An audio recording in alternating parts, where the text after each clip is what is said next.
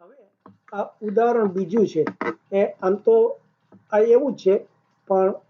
આમાં શું કે 120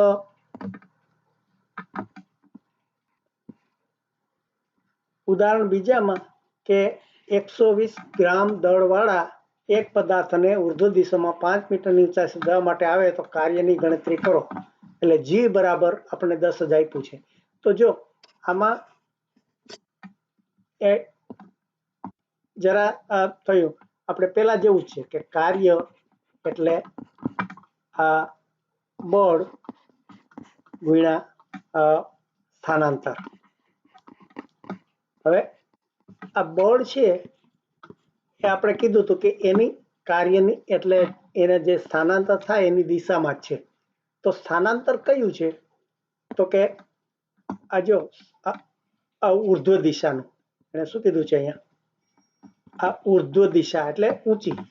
એટલે કાર્ય છે ઊંચી દિશામાં જાય છે। આપણે જ્યારે આ પ્રવેગ કર્યો તો આ જી છે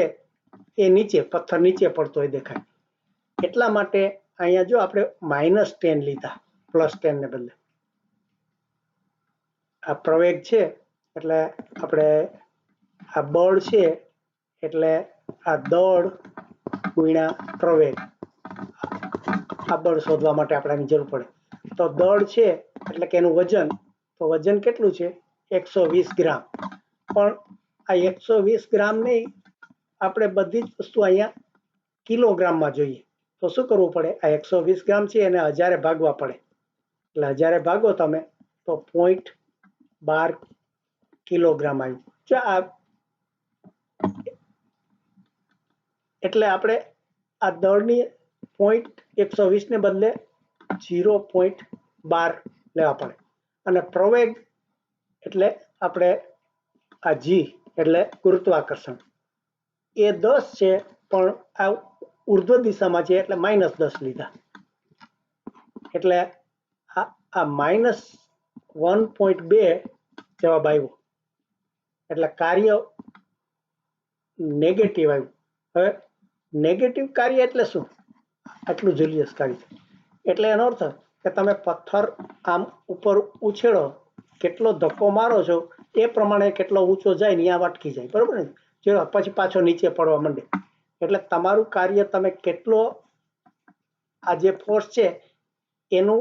ઉપર લઈ જવામાં એટલે એનો આ ઘટતું જાય અને ગતિ હોય એ ઘટતી જાય ઘટતી ઘટતી શૂન્ય થઈ જાય એટલે એ જે કાર્ય છે એ નેગેટિવ એટલે ઋણ થઈ ગયું। એટલે આ રીતે આપણે એની એ દિશા કઈ દિશામાં કાર્ય થાય છે એ પ્રમાણે આ એનો કે અહીં બળ અને સ્થાનાંતર વિરુદ્ધ દિશામાં હોવાથી આપણે બળ નીચે લાગ્યું એટલે તમે પથ્થર ઊંચે એટલે તમે નહીં પણ આ જે પૃથ્વી છે એ તમારા પથ્થરને નીચે ખેંચશે